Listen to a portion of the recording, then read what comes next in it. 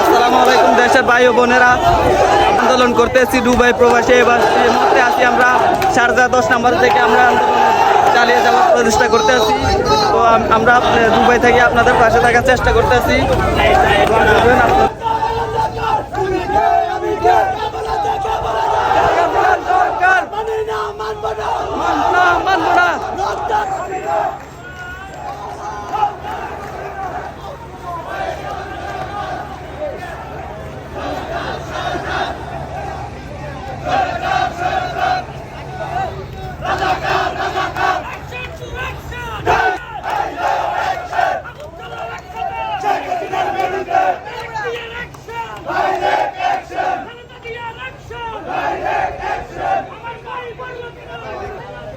Preto.